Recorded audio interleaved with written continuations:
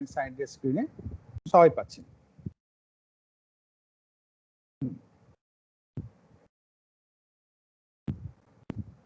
তাহলে অর্থনীতির ক্ষেত্রে যে ব্যাপারগুলো বা যে মানে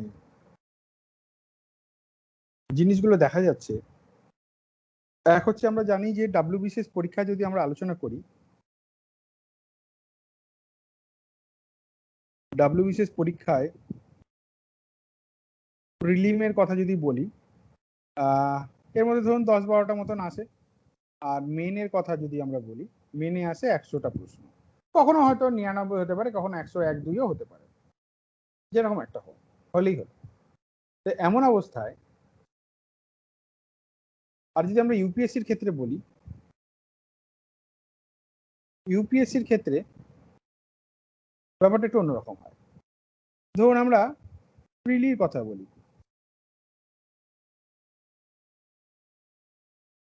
প্রিলিমের ক্ষেত্রে যে ইকোনমিক্সের যে ব্যাপারটা আছে, এইখানে ভালোভাবে পর্যবেক্ষণ করলে দেখা যায় 18-20টা কোশ্চেন আসে। এই 18-20টা কোশ্চেনের মধ্যে কিছু আছে কনসেপচুয়াল আর কিছু আছে কারেন্ট, বা আপনি বলতে পারেন ডাইনামিক। এই ডাইনামিক বানান কে না সি? সি। C sir. ঠিক আছে, তো ডাইনামিক বানান সি।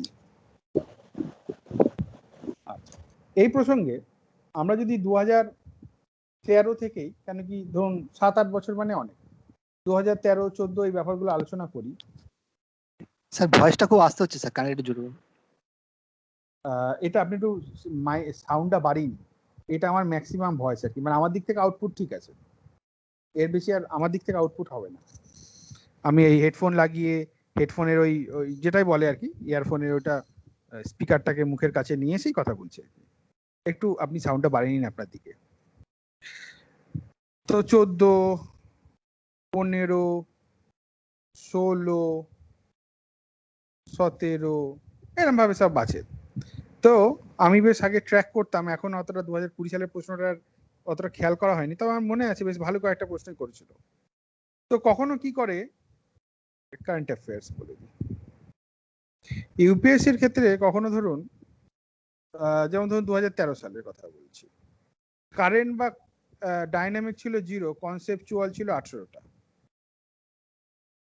মূলত 18-20টা কোশ্চেন আছে। আবার ধরুন 2014-তে 8খানা কনসেপচুয়াল আর এই 7খানা কারেন্ট রিলেটেড। তারপরে 15-র মনে নেই, মূলত 13 আর 18টা আমার খুব ভালো মনে আছে। 13 আর 16টা কেন, তার কারণ এইরকম হয়ে গেছিল।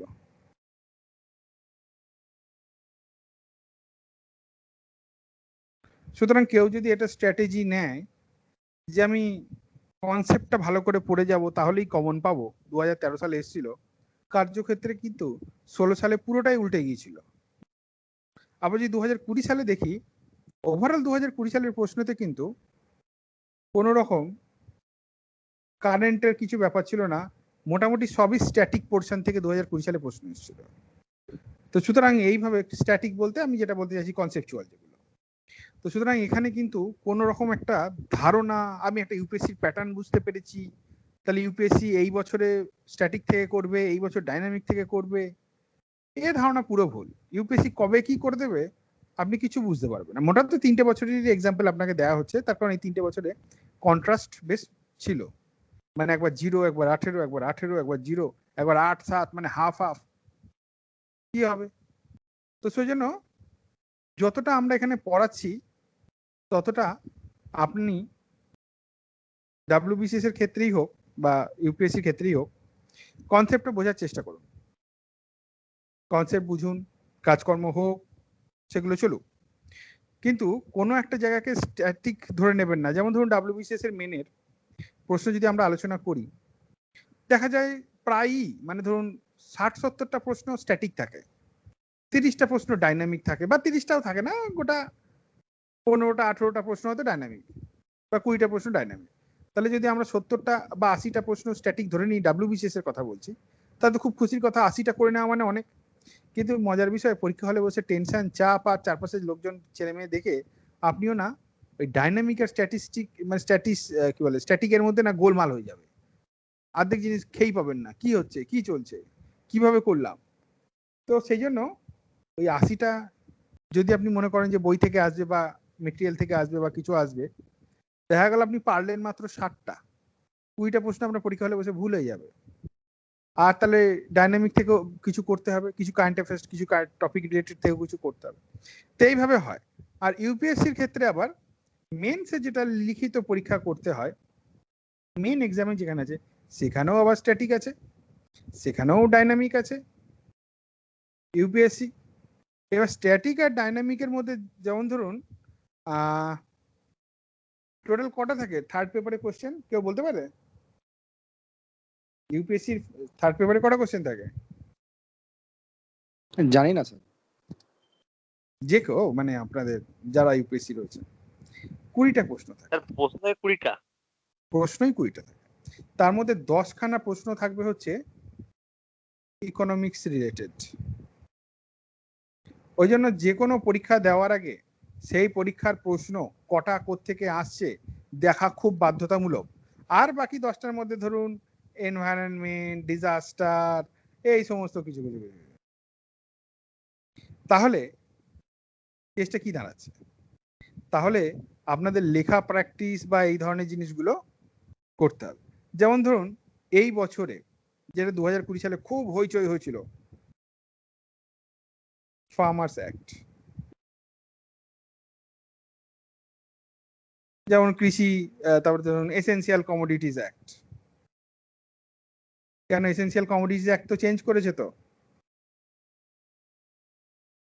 এসেনশিয়াল কমোডিটিজ অ্যাক্ট 1955 এরটা চেঞ্জ করে 3টে জিনিস আইটেম বার করে দিয়েছে, এইসব অনেক কিছু করেছে। তো এগুলো এখন স্ট্র্যাটেজি ধরে নিন, এগুলো আপনাকে জানতে হবে। আর ডাইনামিক কোন পার্টটা হবে? ডাইনামিক হবে বাজেট। কেন স্যার? দেখুন বাজেটের এক্সপেন্ডিচার, বাজেটে কি থাকে, এক হচ্ছে কোথায় খরচা করব আর কোথায় ইনকাম আসবে। মানে ইনকাম তো আমরা জেনারেল ভাষায় বলি, এটাকে বলে রেভিনিউ। তাহলে বাজেটে কি থাকে, যে খরচ কোথায় হবে, ইনকাম কোত্থেকে আসবে। প্রত্যেক বছরই সেমই থাকে, এগ্রিকালচার এই ওই তাই। তাহলে ডাইনামিক কোন জায়গায় হলো? ডাইনামিক হলো এই বছরে স্পেসিফিক সরকার কি করেছে। কোন ট্যাক্সের পরিমাণ ইনক্রিজ করেছে, ট্যাক্স মানে কি, বাজেট মানে কি, ওই ট্যাক্স প্রপোজাল ইনক্রিজ করেছে কোনোটা, কোন জায়গায় ট্যাক্সটাকে হয়তো ডিক্রিজ করেছে, কোন জায়গায় হয়তো দেখা গেল সরকার আরো কিছু নতুন ব্যাপার এসেছে। তার মানে আমরা ডাইনামিক বলতে বাজেট আর নিউজ পেপার, হ্যাঁ, ডাব্লিউবিসিএস এর ক্ষেত্রেও নিউজ পেপারটা দরকারি ফলো করা। তার কারণ 20 থেকে 25টা প্রশ্ন আপনি ওই কারেন্ট অ্যাফেয়ার্স বা নিউজ রিলেটেড পেয়ে যাবেন। ইকোনমির কথা বলছি, ইকোনমিক্সের। তাহলে বাজেট থেকে আমরা আগের বছরের তুলনায় এই বছর যে যে চেঞ্জেস গুলো এসছে সেইগুলো আমরা আমাদের খাতার মধ্যে লিখে নেবো বা এক্সাপ্ট করে নেবো, নোটস করে নেবো যেগুলো চেঞ্জেস এসছে।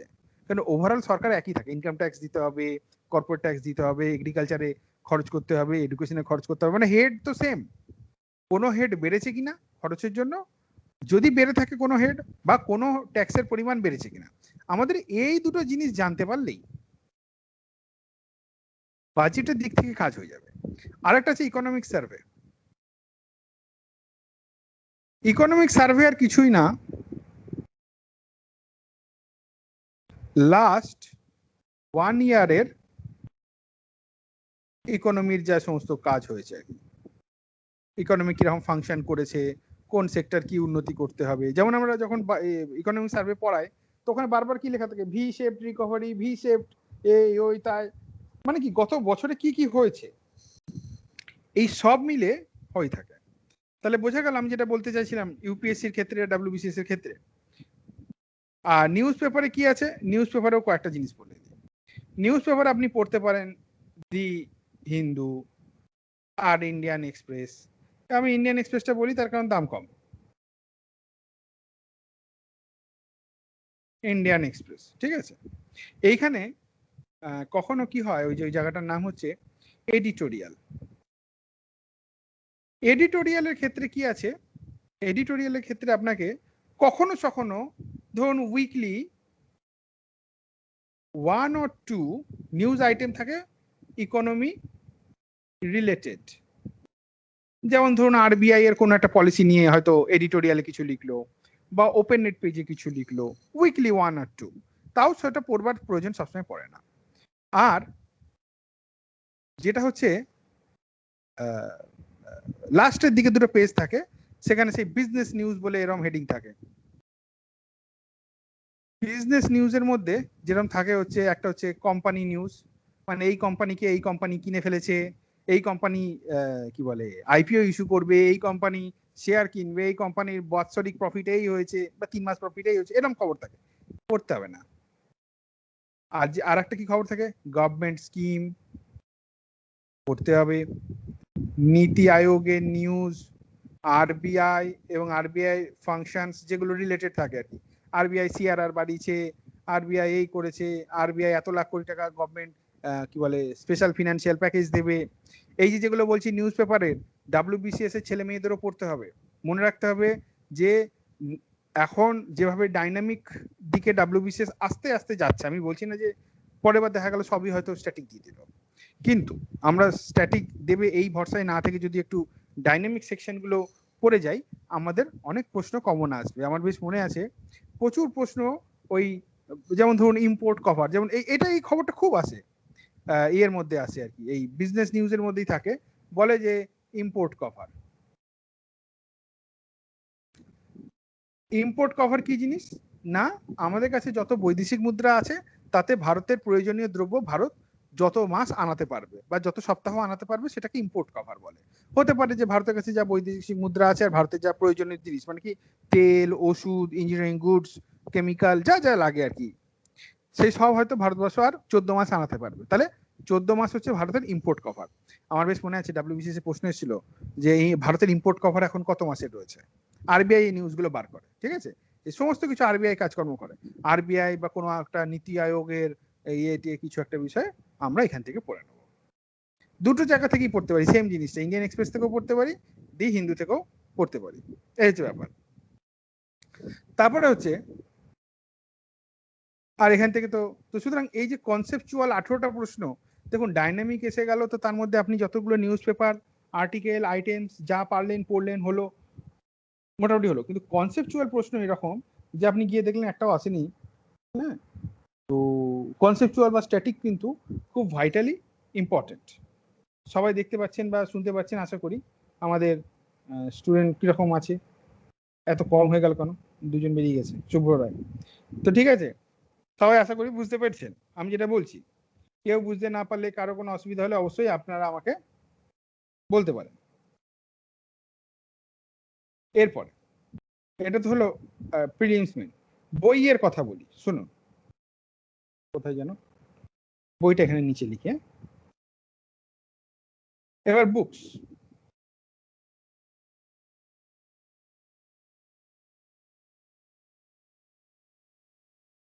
এবার যদি আমরা বুকস লিস্টে একটু কথাটা বলি,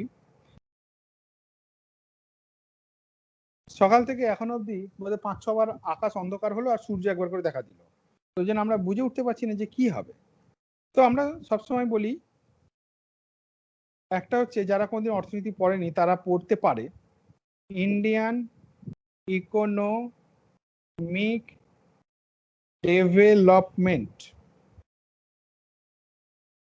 যেটা হচ্ছে এনসিইআরটি এর বই, এনসিইআরটি বুক, ক্লাস 11। যারা পড়েননি এটা পড়ে নেবেন। এটা কাইন্ড অফ ইকোনমিক হিস্ট্রি টাইপের বই আর কি, মানে আপনি একটা হিস্ট্রির গল্পই, মানে এটা একটা জেনারেল বই, মানে এটার সঙ্গে অর্থনীতির ওইভাবে সম্পর্ক দেখলে হবে না, এটা একটা জেনারেল বই, এটা একটা ইতিহাস টাইপের বই, যে ভারতের এই 47 থেকে শুরু করে, হ্যাঁ, এই কারেন্ট ফেজ বোধহয় এটা 2020 অব্দি আছে, তো 2020 অব্দি কি কি হয়েছে, ভারত সরকার কিভাবে কি করেছিল, এই যে টোটাল বইটার উপরে আছে। এটা জাস্ট একটা কমন কনসেপ্ট বানানোর জন্য, common concept, just a common concept, nothing else. এবার এইখানে একটা বিষয় রয়েছে, data is not updated. তার মানে এই যে ডেটা যখন বইটা ছাপিয়েছিল সে তবে থেকে সেমই ডেটা এরা চালিয়ে যাচ্ছে, এরা কিন্তু রিসেন্ট ডেটা যে ইনপুট করছে তা কিন্তু নয়। তো সুতরাং আমি বলবো ডেটার উপরে না গিয়ে এই বইটা থেকে কি পড়বেন, কনসেপ্ট গুলো জানবেন, যে ভারতের অবস্থা কি ছিল, জনগণ কিরকম দরিদ্র ছিল, আস্তে আস্তে দরিদ্র থেকে বড় হওয়া খুব ইজি। আজই আমরা যদি পারি 1.5 ঘন্টা বা 2 ঘন্টার মধ্যে, মানে ওরকম ভাবে নেওয়া দরকার নেই, কিন্তু পদ্ধতিটা আমি বলে দেবো, আর সরকার কিভাবে পদ্ধতিটা ফলো করছে এটা একটা বিষয়। ধরেন একটা ফোন এসে সাইলেন্টে রেখেছি, তো ওই জন্য একটু জাস্ট এটাকে হাই হ্যালো করে ছেড়ে দিচ্ছি।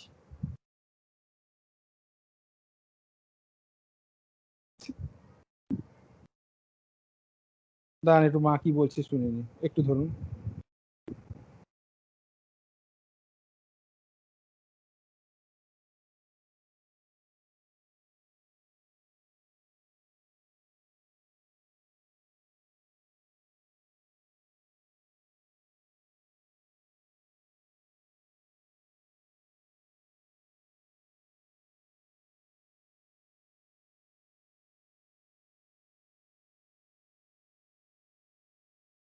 হ্যাঁ সবাই একটু ধরুন, জাস্ট এই ফোনে কথাটা বলে নিই।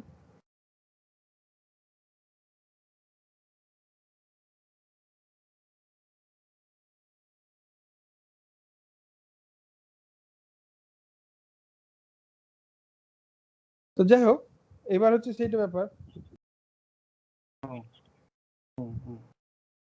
তো এবার যেটা হচ্ছে ব্যাপার, ওই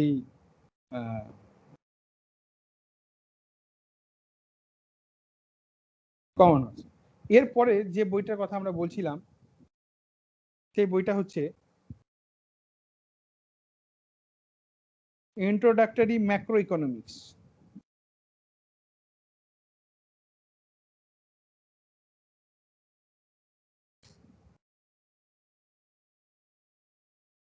ইন্ট্রোডাক্টরি ম্যাক্রো ইকোনমিক্স এর এটা ক্লাস 12 এর বই,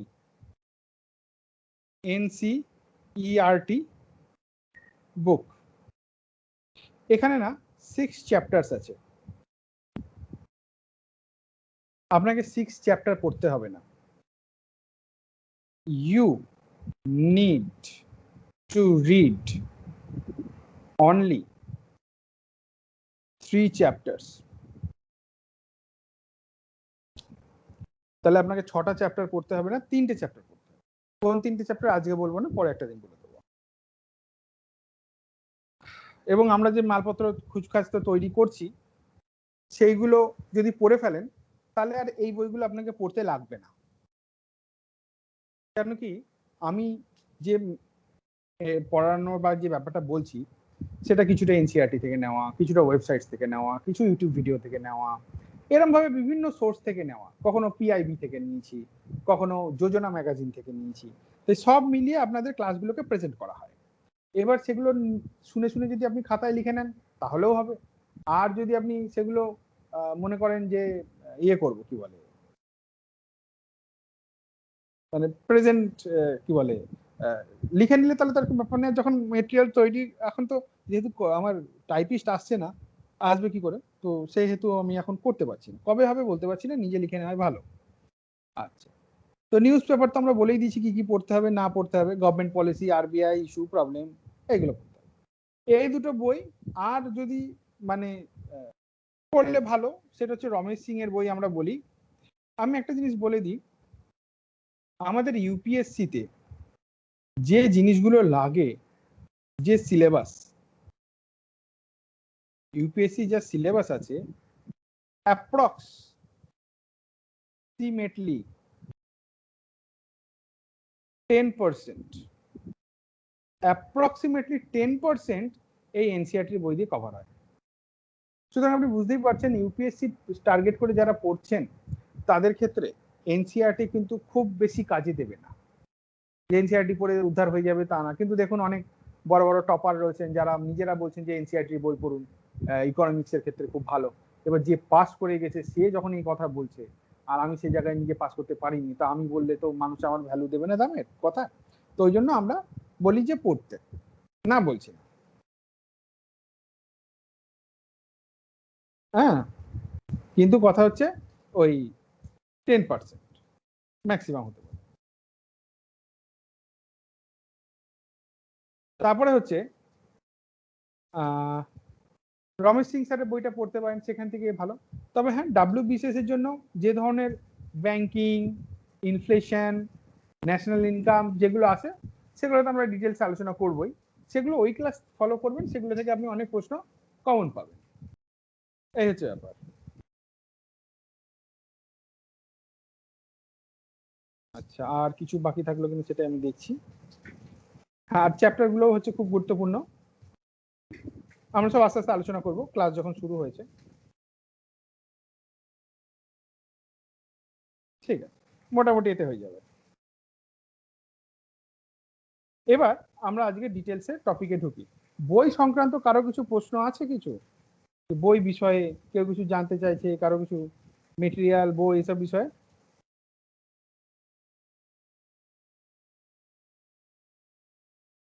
Anybody has any question, suggestions?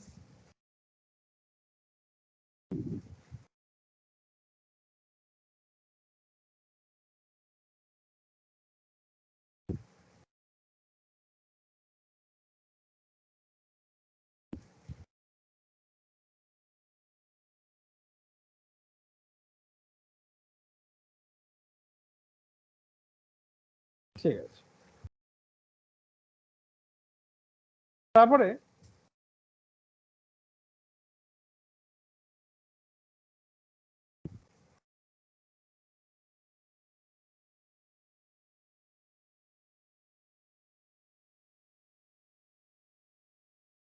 এবার আমরা শুরু করব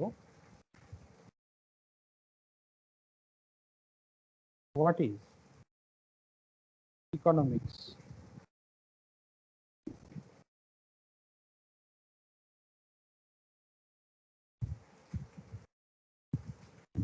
বা why do we study economics?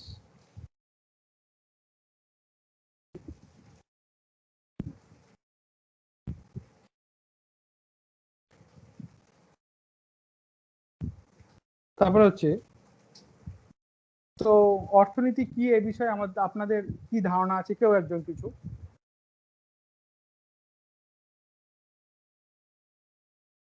Economics সমাজের কি? সমাজে যে সম্পদগুলো রয়েছে, রিসোর্সেস গুলো, এগুলো একটা সীমিত বা লিমিটেড এবং এবং দুষ্প্রাপ্য। ফলে এত যে জনগণ, তাদের মধ্যে যে সুষ্ঠুভাবে কি হয় জিনিসগুলো বন্টন হবে, সংস্থার প্রত্যেকের জীবনে যদি আমরা ধরে নিই অন্ন, বস্ত্র, বাসস্থান লাগবে, এই সম্বন্ধিত যেসব রিসোর্স বা সম্পদগুলো রয়েছে সেগুলো পরিমাণ অল্প। ফলে এই জিনিসগুলো কিভাবে বন্টিত হলে বা কিভাবে সুবন্টন হবে সবার মধ্যে, কিভাবে হবে, এই যে গোটা প্রক্রিয়াটা, সেটাই হচ্ছে অর্থনীতি। ঠিক ঠিক, একদমই ঠিক বলে দিয়েছে যে সীমিত সম্পদের যথার্থ বন্টন। সম্পদ চিরকাল সীমিত, মানুষের চাহিদার যেহেতু শেষ নেই, সেহেতু সম্পদ ওই পরিমাণ আজ পর্যন্ত হয়নি। মানে যতই থাকুক মানুষের কাছে, যার কাছে একটা কোম্পানি আছে সে 10টা কোম্পানির মালিক হতে চায়, যার 1 কোটি আছে সে 2 কোটি পেতে চায়, সিম্পল। তো এই হিসাবে সবার চাহিদা পূরণ করা সম্ভব না, কিন্তু অতটা চাহিদা যেন আমরা সবার পূরণ করতে পারি যাতে মানুষ যেরকম আর কি রুটি কাপড়া और মাকান, এই তিনটে করতে পারে। তো ব্যাপারটা হচ্ছে ইকোনমিজ বা ইকোনমি, এই ইকোনমিক্স আর কি, ইকোনমিক্সটা হচ্ছে পড়ার বিষয়, ইকোনমি হচ্ছে অর্থনীতি। তো এই ক্ষেত্রে হচ্ছে এফিশিয়েন্ট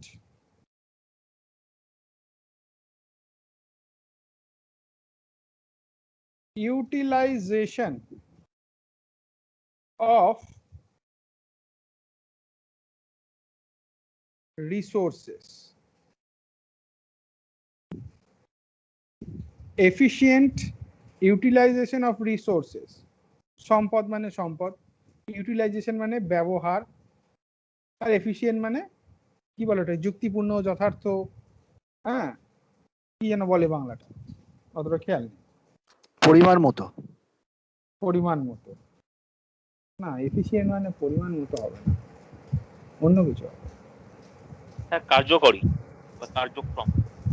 হ্যাঁ, কার্যকরীটাও কাছাকাছি গিয়েছে। যাই হোক, এইটুকু তো আপনি বুঝতেই পারছেন, efficient utilization of resources is called economics. তাহলে কিভাবে আমরা এফিশিয়েন্ট ইউজ করব, ইউটিলাইজেশন করব, how we suppose to utilize resources, ঠিক আছে?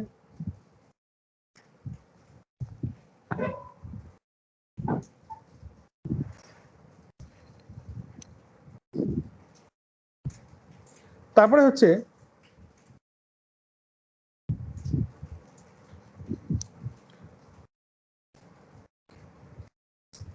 যদি আমরা একটা কমন কনসেপ্ট ইউজ করি যে সত্যি কি আমরা এফিশিয়েন্ট ইউটিলাইজ করি রিসোর্সের,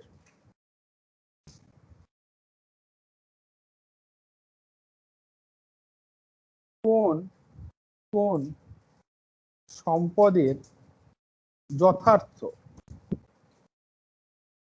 ব্যবহার হয় বা হয় না, মানে কিছু রিসোর্সেস আছে যেগুলোর এফিশিয়েন্ট ইউটিলাইজ কি আমরা করতে পারছি, নাকি আমরা কোনো রিসোর্স আছে যার যথাযথ ব্যবহার করতে পারছি না। আচ্ছা, এটা একটা জিনিস বলুন, মানুষ কি সম্পদ? Is human A resource?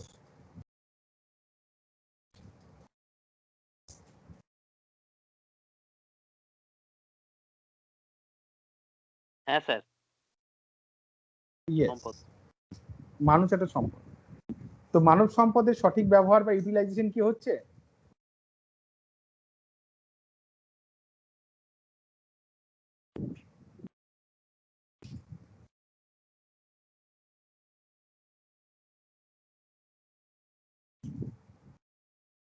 মানব সম্পদের যথার্থ ব্যবহার দেশে হচ্ছে কিনা, এটা একটা বড় প্রশ্ন। উত্তর কি হবে? হচ্ছে না। না।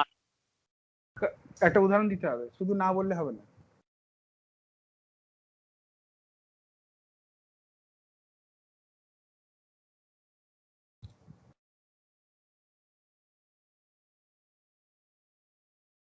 স্যার, বলুন। যেমন দেশে স্যার ডাক্তারের সংখ্যা অনেক কম।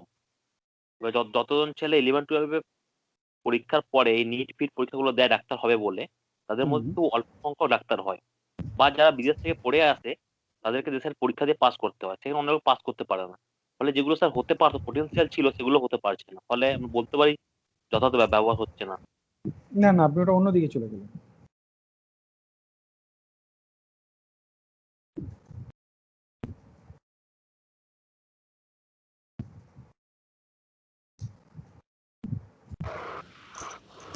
দেশে বেকারের উপস্থিতি, দেশে বেকার আছে মানে তারা চাকরি পায়নি, তারা চাকরি পায়নি বা কাজ পায়নি, তার মানে হচ্ছে তাদের যে মানে মানব যে সম্পদ তাদের যথার্থভাবে ব্যবহার হচ্ছে না। আমি মানছি সবাই ডাক্তার হতে পারবে না, আমার তো ডাক্তার হওয়ার ইচ্ছাও ছিল না, আর আমার হয়তো সেই যোগ্যতাও নেই, হয়তো না যোগ্যতা নেই, আমার ইঞ্জিনিয়ার হওয়ারও যোগ্যতা নেই, কিন্তু আমি কোনো না কোনো জায়গায় ফিট করতে পারি। তেমনি আপনাদের প্রত্যেকটা মানুষের হয়তো ডাক্তার, ইঞ্জিনিয়ার বা সায়েন্টিস্ট হওয়ার যোগ্যতা থাকতেও পারে, নাও থাকতেও পারে, কিন্তু প্রত্যেকে যদি নিজস্ব যোগ্যতা অনুযায়ী কিছু না কিছু না করেন তাহলে বুঝতে হবে ইউটিলাইজেশন হচ্ছে না। কেন যদি আমরা 1 লক্ষ ডাক্তারের সিট ব্যারাকপুর মেডিকেল কলেজে করে দিলাম, তাহলে আমাকে 1 লক্ষ ছেলে ভর্তি করতে হবে। এবার 1 লক্ষ ছেলে বা মেয়ে যখন ভর্তি হবে, তাহলে সিট বেশি লোক কম, তাহলে কি হবে? পরীক্ষার ব্যাপার নেই, যে সে সবাই ভর্তি হয়ে গেল। তারা কি শিখতে পারবে? মেধা কি তাদের আছে? মেধা এমন জিনিস, আপনি বিকাশ করতে গেলে একটা সার্টেন এক্সটেন্ট অব্দি বিকাশ করতে পারবেন, কিন্তু মেধাবী কথাটা একটা কিন্তু কিছু মানুষের সঙ্গে যুক্ত। সুতরাং মেধার অভাবে অনেক কিছুই হবে না, এটা আমি অস্বীকার করছি না, কিন্তু প্রত্যেকটা মানুষের তো কিছু না কিছু তো আছে, তারা কিছু না কিছু তো করতে পারে। যদিও এটা অনেক যুক্তি আর তর্কের বিষয় যে না এরকম হয় না বা হয়, এরকম একটা যুক্তি তর্কের বিষয়। যা গিয়ে বাদ দিন, মানব সম্পদের যথার্থ ব্যবহার দেশে হচ্ছে না, এটা সব থেকে জানতে হবে। এবার অর্থনীতির ক্ষেত্রে যে তিনটে ভাগ আছে এ তো আপনারা জানেনই। একটা হচ্ছে ম্যাক্রো, মাইক্রো,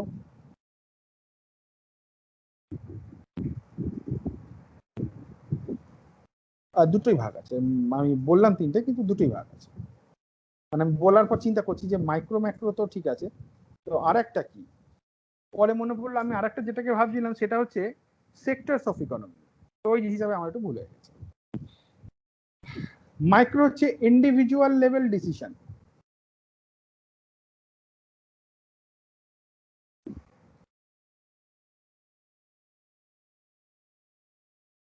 ফর এক্সাম্পল আপনার কাছে ₹1000 আছে, এবারে টাকাটা আপনি কোথায় খরচা করবেন? বিরিয়ানি খাবেন, একটা জুতো কিনবেন, বাইকের তেল কিনবেন, বাড়ির চাল কিনবেন, বা কি করবেন? Your decision. আর ম্যাক্রোতে কি আছে? বেকারত্ব, দারিদ্রতা, তারপরে হচ্ছে সুদের হার, তারপরে হচ্ছে জিডিপি, এই ধরনের বড় বড় বিগ বিগ জিনিসগুলো ম্যাক্রো লেভেলে আছে। ভগবানের বড় কৃপা যে আমাদের ম্যাক্রো লেভেলটা পড়তে হয়, আমাদের মাইক্রো লেভেল পড়তে হয় না। মাইক্রো লেভেলে অনেক থিওরি আছে, অনেক কিছু আছে। যেমন একটা উদাহরণ দিয়ে আপনাদের বোঝাই, আমি যেরকম 1000 টাকা কোথায় খরচা করবো আমার বিষয়, তেমনি অম্বানি কাকু তিনি 2016 সালে মোবাইল কোম্পানি খুলে কি ঘোষণা করলেন? সবাইকে রোজ 1 GB করে দেবো, আর মাস গেলে বোধ হয় 250 না 200, না মাস গেলে না, তাও 3 মাসে 300 টাকা বা 400 টাকা নেব, তিনি ঘোষণা করলেন। করলেন তো? তাহলে তিনি যখন ঘোষণা করলেন সেটা তার মাইক্রো লেভেল ডিসিশন, কেন কি ওটা তার লাইফের ডিসিশন। তিনি কি করবেন, তিনি ব্যবসা করবেন, তিনি ব্যবসা করে লস করবেন, ব্যবসা করে লাভ করবেন, তিনি ব্যবসা করে কি করবেন না করবেন, এটা সম্পূর্ণ অম্বানি কাকুর ডিসিশন। তো ওই ডিসিশনটা হলো মাইক্রো লেভেলের ডিসিশন। আপনি আপনার বাড়িতে আজকে মাছ খাবেন না আজকে ডিম দিয়ে চালিয়ে দেবেন, নাকি আজকে ঝড় আসছে একটু তাড়াতাড়ি বাজার করে ঢুকি বাড়িতে, এই সমস্ত যে ডিসিশনস গুলো আছে, এই সমস্ত যে ডিসিশনস গুলো আছে এগুলো হচ্ছে মাইক্রো, ঠিক আছে? আর ম্যাক্রো মানে কি? আরবিআই বা ধরুন এনএসএস একটা ডেটা বার করলো, বেকারত্ব দেশে কত শতাংশ, দেশে পভার্টি লেভেল কত পার্সেন্ট আছে, দেশের সুদের হার কি আছে, নীতি আয়োগ কিছু বললো, এগুলো হচ্ছে ম্যাক্রো লেভেলের কাজকর্ম, ওগুলো সরকার এই করে। ম্যাক্রো লেভেল মানে কি? সমগ্র ভারতবাসীকে প্রভাবিত করছে। ম্যাক্রো মানে সমগ্র ভারতবাসীকে প্রভাবিত করছে, মাইক্রো মানে একটা সার্টেন ইন্ডিভিজুয়াল ফ্যামিলি বা কাউকে প্রভাবিত। তো কখনো কখনো কি হয়, কিছু কিছু বড় বড় শিল্পপতিদের ডিসিশন, সেটা তাদের কোম্পানির ডিসিশন হলেও আমাদের পুরো অর্থনীতিকে প্রভাবিত করতে পারে। যেমন আমরা একটু আগে উদাহরণ দিচ্ছিলাম যে অম্বানি কাকু রোজ 1 GB করে ডেটা তিনি দিচ্ছেন, এবং সেই 1 GB করে ডেটাটা ওভারঅল আপনার আমার লাইফ চেঞ্জ করেছে। কারণ কি আমার ভিডিও আমি ওইটা দেওয়ার পরে ইউটিউবে আপলোড করতে পারলাম, ছেলেমেয়েরা মোবাইলের ডেটা পেলো, তবে আমার ভিডিও দেখলো, দিয়ে তারা আপনারা প্রত্যেকেই আমার কাছে শেয়ার করতে চায় বা পড়বো, এই যে কনসেপ্টটা, এইটা কিন্তু আপনারা কোনো না কোনো জায়গায় ইউটিউবে ভিডিও দেখেছেন, সে আপনি যারই ডেটাই দেখে থাকুন, দেখেছেন আপনি। তো সেই হিসাবে আপনাদের এই সমস্যা মানে এই ব্যাপারগুলো দেখতে হবে। তার মানে ওই একটা লোক ডিসিশন নিয়েছে, সেটা কিন্তু আমাদের পুরো দেশের অর্থনীতিকে পরিবর্তন করেছে, কিন্তু তবু তার ডিসিশনটাকে আমরা মাইক্রোই বলবো, ম্যাক্রো বলবো না। এইটা অবধি তো হলো। এইবার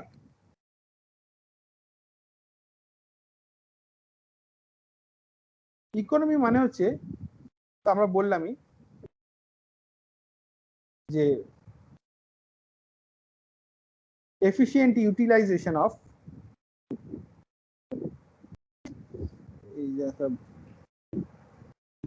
ইউটিলাইজেশন অফ রিসোর্সেস। এইবার আপনি আমাকে বলতে পারেন যে ইউটিলাইজেশন অফ রিসোর্স করে কি হবে, what is the next step of utilising the resources efficient. তাহলে এর পরবর্তী স্টেপ হচ্ছে দ্রব্য সামগ্রী বা পরিষেবা উৎপাদন করা। বোঝা গেল?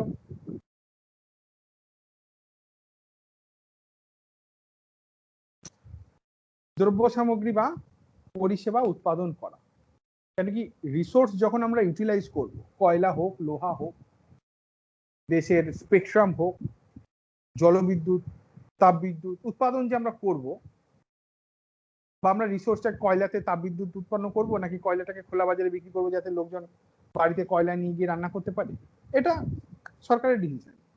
সরকার ডিসিশনটা নেবে এবং সেই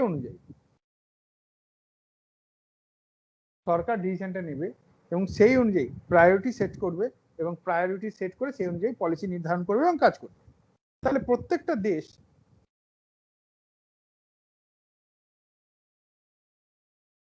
প্রতিটি দেশ তিনটি প্রশ্নের সম্মুখীন হয়। Every country faces 3 questions. মানে যারা ইংলিশে পড়ছেন, যারা বাংলায় পড়ছেন তাদের জন্য দুই ভাষাতেই ফেসেস 3 টাইপস অফ কোয়েশ্চেন্স। এটা ইন 3 টাইপস অফ কোয়েশ্চেন্স। এক হচ্ছে what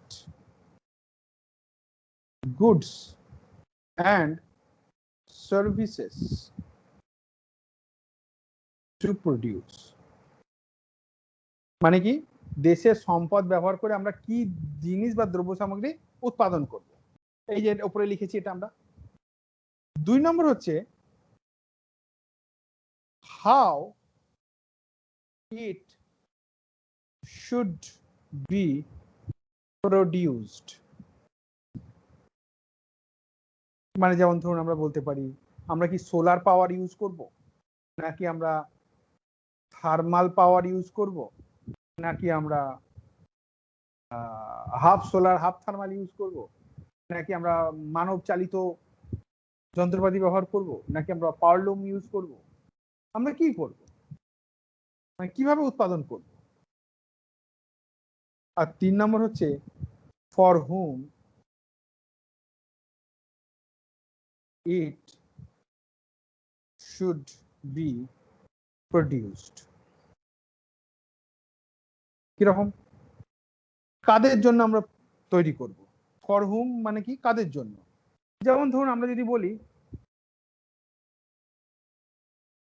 দুরকম গাড়ি, একটা হচ্ছে মারুতি 800 আর একটা ধরুন BMW। তাহলে যারা মারুতি 800 কিনবে তারা ইন্ডিয়ার মিডল ক্লাস, উদাহরণটা এই কারণে দিচ্ছি। আর এটা হচ্ছে কি সুপার রিচ। তাহলে এবার আপনারা বুঝুন for hmm it should be produce, বা কোন ব্যক্তিবর্গের বা কোন শ্রেণীর জন্য প্রডিউস করব, এটাও কিন্তু একটা প্রশ্ন। এবং এই 3টে প্রশ্নের সম্মুখীন হয়ে এই 3টে প্রশ্নের উত্তর অনুসারে দ্রব্য সামগ্রী এবং পরিষেবা উৎপন্ন করা হয়। বোঝা গেছে? কোনো প্রবলেম আছে? 1 2 3 যে 3টে পয়েন্ট আমরা বললাম এখনো অবধি। আমরা বাইক প্রডিউস করব, বাইক মোটামুটি গ্রামে গঞ্জে চলে, খুব বেশি চলে, বা আমরা সেই ঝিঝি পোকার মতন সেই যে হয় না মপেড, ঝি করতে করতে যায়, অনেক কিলোমিটার চলে 1 লিটারে, মাল নিয়ে যায়, লোকে মুড়ি ফুড়ির বস্তা বসিয়ে নিয়ে যায়, আমি দেখেছি। নাকি আমরা ঝিঝি পোকা প্রস্তুত করব, নাকি আমরা সাইকেল প্রস্তুত করব, নাকি আমরা গ্যাস প্রস্তুত করব। তার মানে এই সবকিছুই সরকারের প্রায়োরিটির মধ্যে আছে। তাহলে এই 3টে কোশ্চেন, এই যে তিনটে প্রশ্ন, যদি উপরোক্ত তিনটি প্রশ্নের উত্তর সরকার দেয়, তবে সেই অর্থনীতিকে সোশিয়ালিস্ট ইকোনমি বলে। কথাটা মানেটা কি? সমাজতান্ত্রিক অর্থনীতি। অর্থাৎ সমাজতান্ত্রিক অর্থনীতিতে সরকার কি কি ডিসাইড করছে, কি কি তৈরি করব, কিভাবে তৈরি করব, কাদের জন্য তৈরি করব। ঠিক সেরকম ভাবে যদি উপরোক্ত, এই সবাই শুনতে পাচ্ছেন তো? কারণ আমি নিজে বুঝতে পারছি না সবাই শুনতে আদৌ পাচ্ছে কিনা। এটা হ্যাঁ না কিছু বলুন।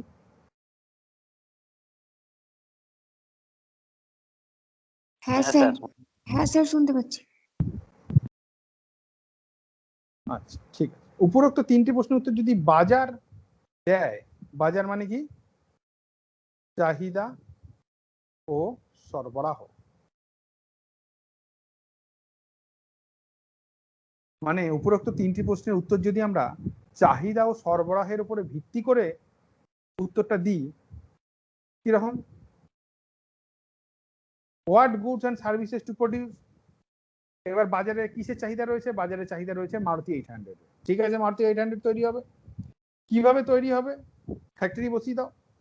আর কাদের জন্য তৈরি হবে? যারা মারুতি 800 কেনার টাকা দিতে পারবে তাদের জন্য তৈরি হবে। তা যারা দিতে পারবে না, গরিব মানুষ রিক্সা চালিয়ে খায়, তাদের জন্য তৈরি হবে না? তারা মরবে। বাজার সবসময় মানে মার্কেট সবসময় প্রফিট ওরিয়েন্টেড। যেমন আপনি আমাকেই দেখুন, ফিজ দিচ্ছেন, পড়াচ্ছি, ফিজ দেবেন না, সেগুলো একটু পড়াবো। ইংলিশে ডেসক্রাইব করবেন।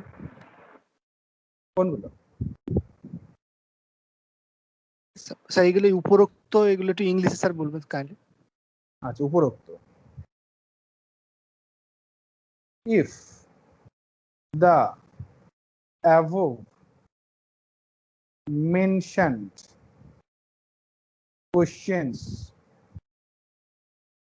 are answered by government, that economy is called socialistic. If the above mentioned questions are answered by market forces,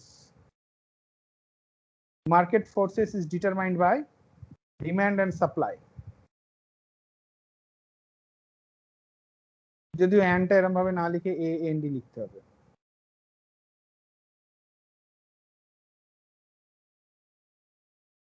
That economy is known as capitalist. ঠিক আছে, চাহিদা ও সরবরাহ ভিত্তি করে দেয়, তাকে বলা হচ্ছে পুঁজিবাদী অর্থনীতি। বাংলায় পুঁজিবাদী বলে, ইংলিশে বলে ক্যাপিটালিস্ট। এই হচ্ছে ব্যাপার। তাহলে these three questions are very vital, very necessary in order to determine the output of the economy or the nature of the economy it holds. মানে কি, এই তিনটে প্রশ্নের উপরে ভিত্তি করেই অর্থনীতির গতি প্রকৃতি বোঝা যায়। সরকার যদি এই তিনটে প্রশ্নের উত্তর দেয় এবং সরকার যদি অর্থনীতিকে নিয়ন্ত্রণ করে, তাকে বলছি আমরা সোশ্যালিস্টিক ইকোনমি। আর যদি মার্কেট ফোর্সেস, মানে হচ্ছে market forces is determined by demand and supply. বাজারের অনুযায়ী বাজার কিভাবে নির্ধারণ হয়? চাহিদা আর সরবরাহ। এবার আমাদের দেশে সবাই বাইক কিনে নিতে পারবে একটা, তাহলে কি হবে? দেশে প্রচুর পরিমাণে বাইক প্রডিউস হবে।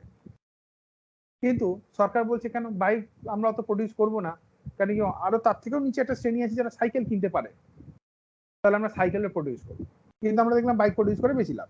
তো মার্কেট ইকোনমি সবসময় বাইক প্রডিউস করবে কারণ সে সেখানে বেশি লাভ করছে। আবার যদি মার্কেট ইকোনমি বোঝে, আমরা এই প্রসঙ্গে ক্যালিফোর্নিয়ার উদাহরণ দেব। ক্যালিফোর্নিয়াতে আমাদের ভারতের মতনই অবস্থা, গরিব আছে বড়লোক আছে। তো আমাদের যেরকম আবাস নেই, তো কি বলা হচ্ছে প্রধানমন্ত্রী আবাস যোজনা, মুখ্যমন্ত্রী আবাস যোজনা, ইন্দিরা আবাস যোজনা, এই সমস্ত বলে লোকজনকে ঘর বানিয়ে দেওয়া হচ্ছে। ক্যালিফোর্নিয়াতে অ্যাপ্রক্সিমেটলি 10% মতন লোক, ক্যালিফোর্নিয়াটা পুরো স্টেট আর কি, লস অ্যাঞ্জেলেস এর মধ্যে ক্যালিফোর্নিয়া শহর, উল্টো বললাম, লস অ্যাঞ্জেলেস শহর আর ক্যালিফোর্নিয়া স্টেট। তো সেখানে মানুষজনের ঘর নেই, কিন্তু সেখানে যেহেতু মার্কেট ফোর্সেসে কি আছে, কিছু লোক বেশি টাকা দিয়ে জিনিস কিনতে পারছে, তো মার্কেট ফোর্সেস কি করছে, লাক্সারি ম্যানশন তৈরি করছে। ক্যালিফোর্নিয়ার একটা লাক্সারি ম্যানশনের দাম হচ্ছে $345 মিলিয়ন। 345 মিলিয়ন মানে 300 পাশে এতগুলো শূন্য, আর তার সঙ্গে গুণ করে দিন 72 বা 75,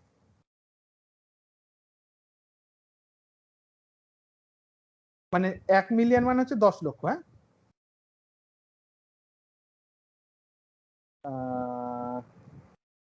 এটা 1 মিলিয়ন মানে হচ্ছে 10 লক্ষ, 1 2 3 4 5 6, ছখানা শূন্য, এখানে ধরুন 6টা শূন্য আছে। তাহলে 345 মিলিয়ন মানে কি, 345 এর পাশে 10 মানে 3 3 6, ছখানা শূন্য ইন্টু 72 টাকা। তো এত টাকা দিয়ে ঘর বানানো হয়েছে, আপনি চিন্তা করুন এত টাকায় কত জনের ছোট ছোট ঘর বা ফ্ল্যাট হয়ে যেত যেখানে মানুষ বসবাস করতে পারত। কিন্তু মার্কেট ফোর্সেস কি বলছে, যে না, we will build a luxury apartment. আপনারা শুনে থাকবেন মাস 2-3 আগে বলছিল কোন এক ভারতীয় টেক ব্যক্তি বেশ $2 মিলিয়ন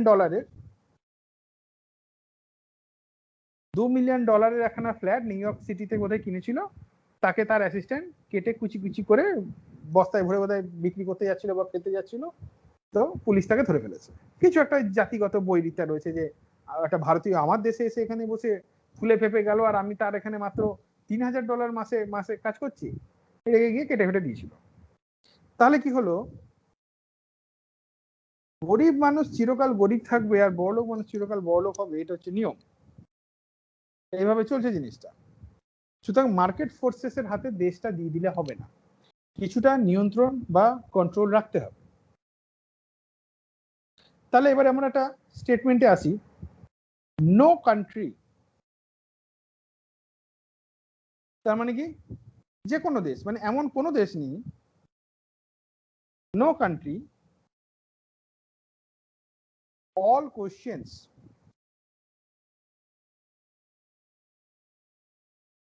decided by, এখানে একটা আইদার লিখে দিই নাহলে কথাটা ঠিক দাঁড়াবে না, আইদার market forces or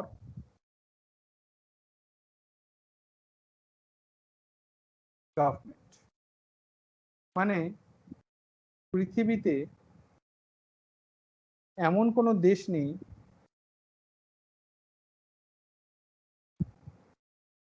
যার এই 3টি প্রশ্ন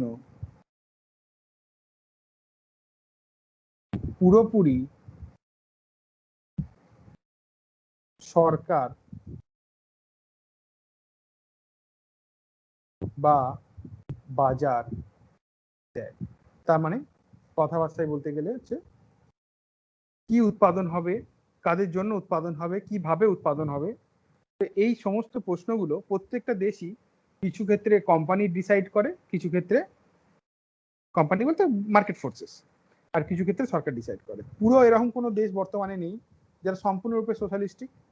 আপনি আগে চীন এবং রাশিয়া ছিল, চীন তো 80-র দশক থেকেই মার্কেট মানে সোশ্যালিস্টিক প্যাটার্ন থেকে আস্তে আস্তে সরতে শুরু করেছে, আর রাশিয়া তো 89-এ ভেঙে গেল, ইউএসএসআর থেকে রাশিয়া হয়ে গেল। তাহলে যদি আমরা একটা এরকম ভাবে ইয়ে করি, এটা হচ্ছে ক্যাপিটালিস্টিক, এটা হচ্ছে সোশ্যালিস্টিক। তো আমাদের ইন্ডিয়া প্রথমে ছিল এইদিকে যখন 1947 আসলো, তারপর ক্রমাগত সরতে সরতে বর্তমানে এখন এই জায়গাটায় দাঁড়িয়েছে। পুরোপুরি ক্যাপিটালিস্টিক হয়নি, আর সোশ্যালিজম থেকে অনেকটা সরে এসেছে। ইন্ডিয়াকে ওই জন্য বলা হয় মিক্সড ইকোনমি। মিক্সড ইকোনমি মানে হচ্ছে presence of private and public sectors side by side. এই কথাটার বাংলা মানে হচ্ছে ব্যক্তিগত ও সরকারি ক্ষেত্র ভারতে পাশাপাশি অবস্থান করছে, মিক্সড ইকোনমি বলে। এটা তো আমরা বুঝলাম।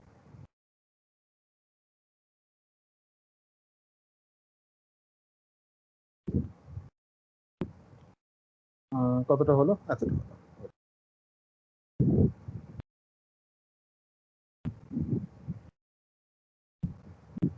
Under socialistic attitude, এর কথা হচ্ছে, এটা তো একটা প্রশ্নের উত্তর। আমরা হঠাৎ ক্যাপিটালিজমের দিকে কেন এগিয়ে যাচ্ছি? এই যে এটা আমরা দিলাম, আমরা সোশ্যালিজম থেকে ক্যাপিটালিজমের দিকে ধীরে ধীরে হোক, তাড়াতাড়ি হোক, দ্রুত হোক এগিয়ে যাচ্ছি কেন? Can anybody explain why do we moving towards capitalism from socialism? কে বলতে পারে? कोशिश करो बेटा।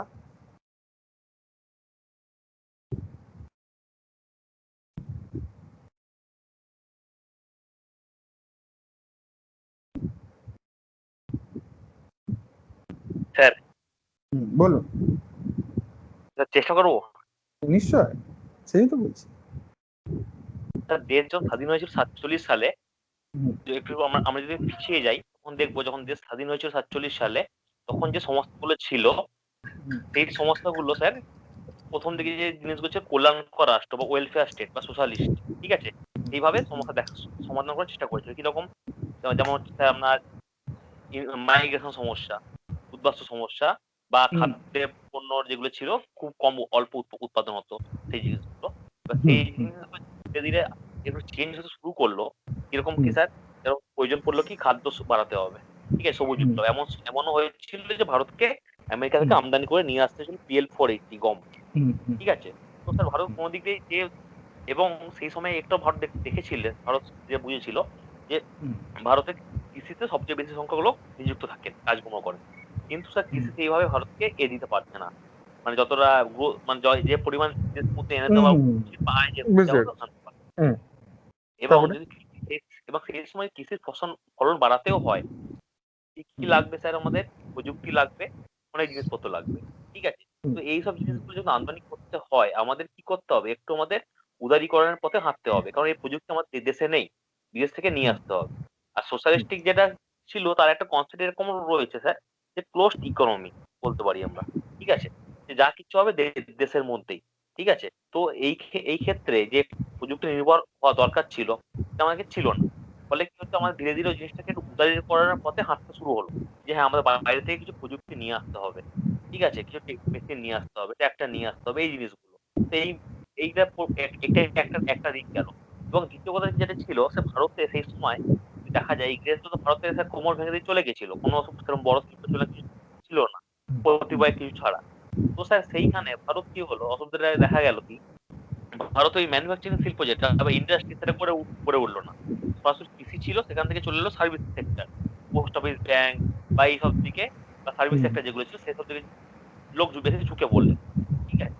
এর ফলে যে মাঝামাঝি যে আমরা ম্যানুফ্যাকচারিং যেটা, সেটাও ভারত কিন্তু তো বেশিরভাগ ক্ষেত্রে আমদানি করতে হচ্ছে, আজও তাই হচ্ছে। যেমন ভোজ্য তেল, ভোজ্য তেল এই জিনিসটা কিন্তু প্রতিদিন ঘরে চাহিদা, ভোজ্য তেলের জিনিসটা, সেটাও সব ভারত বাইরে থেকে আমদানি করে নিয়ে আসে।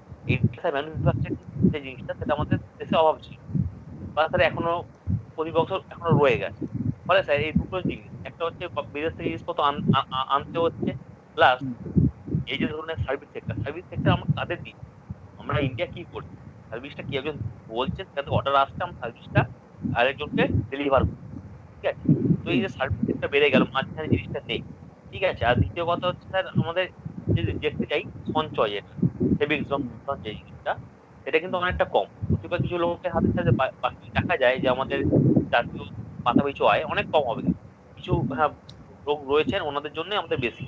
এইসব ফলে এই এতগুলো জিনিস মানে অনেকগুলো সমস্যা দেখা দিচ্ছে, ঠিক আছে। এই সমস্যাগুলো কনস্ট্যান্ট হতে হবে। এই সমস্যার মধ্যে থেকে যদি সমাধান করতে হয় কোনো একটা জিনিসকে, তো সেক্ষেত্রে স্যার ক্যাপিটালিস্টিক যেটা, সেটা সেদিকে ঝুঁকতেই হবে। যেরকম একটা উদাহরণস্বরূপ বলতে পারি, ধরুন কোনো একটা প্রকল্পে সরকারের হাতে অত পয়সা নেই যে পুরোপুরি বিনিয়োগ করে দেবে, ঠিক আছে। যেমন ফর এক্সাম্পল আমি ছোট উদাহরণ দিচ্ছি, লাস্ট উদাহরণ যেটা, এই ধরুন কলকাতার ইস্ট ওয়েস্ট মেট্রো, ঠিক আছে। সরকারের কাছে অত পয়সা নেই, সরকার কি করছে, নিজে একটু দিচ্ছেন, বাকিদের জায়গা যেটা আছে জাপান ইন্টারন্যাশনাল, সেখান থেকে নিয়ে আসছে, ঠিক আছে স্যার। যৌথ বেশ এইভাবে চলছে।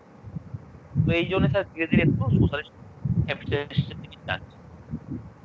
প্রথম পয়েন্ট যেটা আপনি বললেন যে সরকার ক্যাপিটালিস্ট হয়নি, মানে তখন সোশ্যালিস্ট ছিল, এবং সোশ্যালিস্ট ইকোনমি হচ্ছে বদ্ধ ইকোনমি, যেটা আপনি বললেন, যার কারণে অর্থনীতিকে উন্মুক্ত করতে হয়েছে, যাতে বিদেশি থেকে আমরা বিভিন্ন technology, high yielding variety seeds, chemical fertilizer এগুলো আনতে পারি।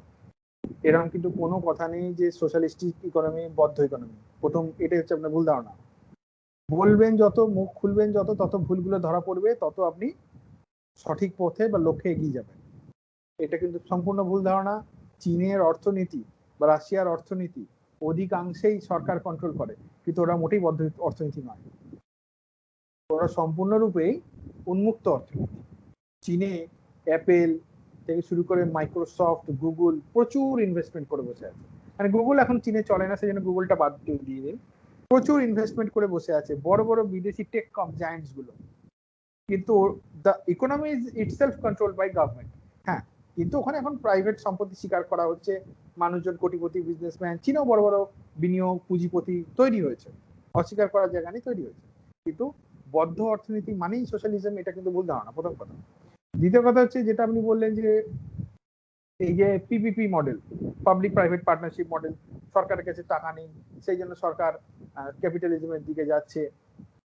ক্যাপিটালিজমের দিকে যাচ্ছে সরকার, টাকা নেই ঠিক, কিন্তু তার জন্য এইটা নয় যে সরকার মানে এই সমস্ত করবার জন্য। এর এর ব্যাপারটা অনেক ডিটেলস আছে, এই ক্লাসটা পুরো না করলে না 2 মিনিটের কথাই বোঝা যাবে না। কিন্তু আপনি উত্তর মোটামুটি ঠিক দিয়েছেন, প্রথম পয়েন্টগুলোকে ছেড়ে দিলে শেষের পয়েন্টগুলো ঠিক আছে, শেষের পয়েন্টগুলো ঠিক আছে। কিন্তু জিনিসটা তো সোজাও নয়, তাই বলে যেভাবে আপনি একটু আলোটা বাড়িয়ে নিন, নইলে আমার স্ক্রিনে আর কি আমি দেখতে পাচ্ছি না, চারপাশে অন্ধকার হয়েছে। তো তো আন্ডার সোশ্যালিস্টিক অ্যাটিটিউড, যে প্রশ্নের উত্তর চেয়েছিলাম সেটা এক কথায় উত্তর হয়, এত লম্বা লাগে না। সেটা হচ্ছে under socialistic attitude we were not able to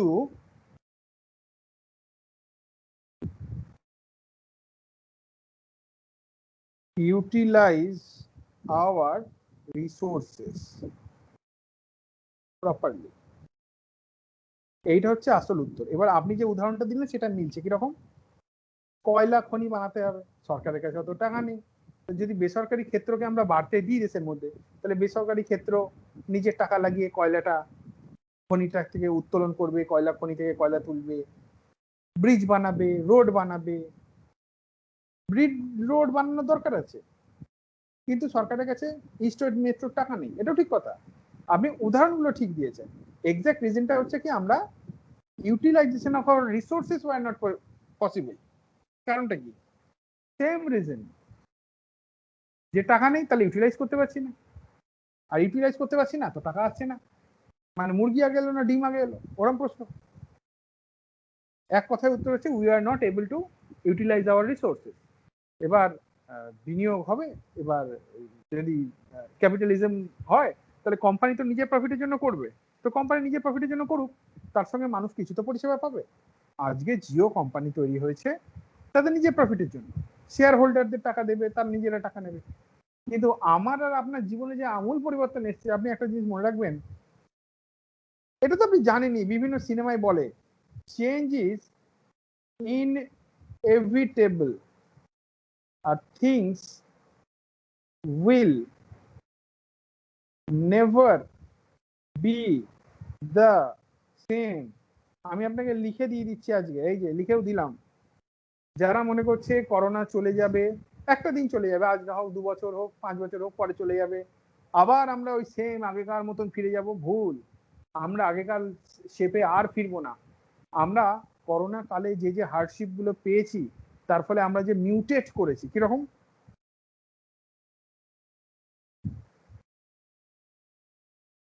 offline থেকে অনলাইনে এসেছি। আগে কি চলতো? সিনেমা। এখন কি চলছে? ওটিটি প্ল্যাটফর্ম চলছে না? এখন ওটিটি প্ল্যাটফর্মে সিনেমা রিলিজ হচ্ছে। আপনারা কি মনে করেন এরা ওটিটি প্ল্যাটফর্ম বন্ধ করে দেবে যদি করোনা চলে যায়? নাকি আমি অনলাইন ক্লাস বন্ধ করে দেবো যদি করোনা চলে যায়? তো সুতরাং things will never be the same. যারা আজকে অনলাইন ক্লাস করছে না, ভাবছে ভালো লাগছে না, বুঝতে পারছি না, এটাই হচ্ছে ফিউচার।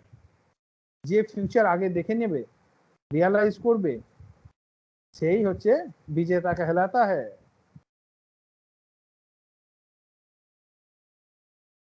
আচ্ছা, তারপর হচ্ছে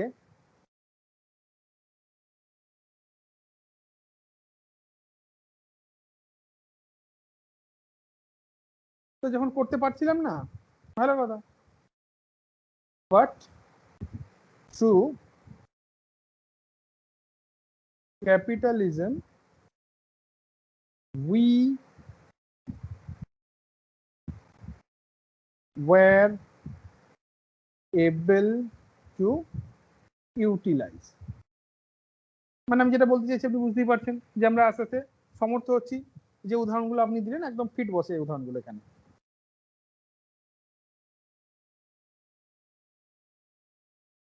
এবার আমরাই কিন্তু এই চেঞ্জেস যেটা আসলো, হু ব্রট চেঞ্জেস,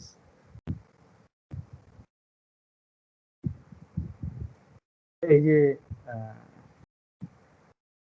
বারবার করে লিখে প্রশ্ন করছি তার কারণ আছে।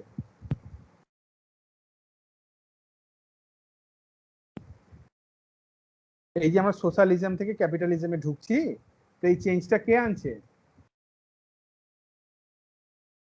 কে বলতে পারে?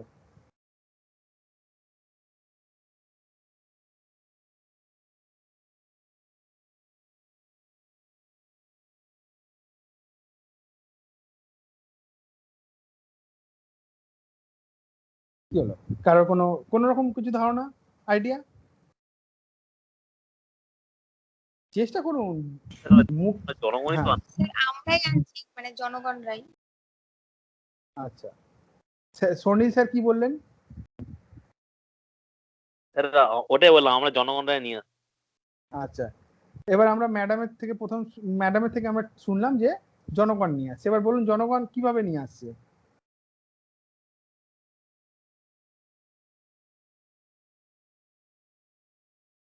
জনগণ কিভাবে নিয়ে আসছে? যে কোনো একজন বলুন, ম্যাডাম বলতে হবে মানে নেই, স্যারও বলতে পারেন। না স্যার, মানে অতটা গুছিয়েও হবে না। তারপরে ওই হ্যাঁ জন্য স্যার তো বলে। বলবো। হ্যাঁ, নিশ্চয়ই নিশ্চয়ই। হুম, দেখুন স্যার, এখন কোভিশিল্ড আর কোভ্যাক্সিন ফ্রিতে দেওয়া হচ্ছে, ঠিক আছে, বিনা পয়সা দেওয়া হচ্ছে। এবার দেখুন স্যার, এবার জনগণের প্রবল চাপ, সবাই সকাল থেকে লাইন দিচ্ছে, এসব দিচ্ছে। এবার সরকার দেখছেন যে যার চাপ হচ্ছে, তো কি হলো স্যার, স্পুটনিক ভি চলে এলো। এবার স্পুটনিক ভি হচ্ছে 1,000 টাকা আশেপাশে দাম, ঠিক আছে, তো লোক তো নেবেই, লোক তো নেবে স্যার। তো ফলে কি হলো, সোশ্যালিজম জিনিসটা ছিল যে কোভ্যাক্সিন কোভিশিল্ডের কাজ হচ্ছিল, হ্যাঁ সময় লাগছিল, এখান থেকে ওই যে পয়সার বিনিময়ে 1,000 টাকা দিয়ে, ধরুন তো যাই হোক, 1,000 টাকা যাই হোক, লোক কিন্তু সেদিকে ছুটবে, ঠিক আছে, এটাই হচ্ছে স্যার ওই বলতে পারি। না এবার না যেমন না, না, এটা না, এইটা হচ্ছে রাইট অ্যান্সার। ভোট আগে ছিল কে, এখন এসছে কে? কেন? কে এনেছে? By vote. আর বিজেপি বারবার একটা মডেল বলে, কি বলে? গুজরাট মডেল। তাহলে বিজেপি গুজরাটে কি করেছে? শিল্পপতিদের ওখানে এত বাড়বাড়ন্ত, ওখানে মানুষজন এত টাকা পয়সা ইনকাম করে, এটা তো বিজেপি প্রুফ করে দিয়েছে সম্পূর্ণ দেশের সামনে যে গুজরাট মডেলটা দেখো, গুজরাট সবকিছুতে উন্নত। জনগণ তাহলে গুজরাট মডেল দেখে সমগ্র দেশ যাতে গুজরাটের মতো হয়ে যায় তার জন্য বিজেপিকে এনেছে। That's mean public wants BJP or market forces to determine our fate. একটা কোভিশিল্ড আর একটা ওই স্পুটনিক ভি এর দিয়ে এটা হবে না, একটু জায়গাতে বুঝতে হবে। জনগণই ক্ষমতার চেঞ্জ, জনগণ স্যার ডাব্লিউ পশ্চিমবঙ্গে আনো না কেন? They don't want BJP type attitude, they want TMC type attitude, simple concept. কেন কি 213 হওয়ার কথাই নয়, 140-50 সবাই বলেছিল, যতগুলো আমি বলছি না, যতগুলো প্রেডিকশন ছিল সবাই 140-50 বলেছিল। 213 কেন? তার কারণ জনগণ চেয়েছে 213, বিকজ পিপল ওয়ান্ট।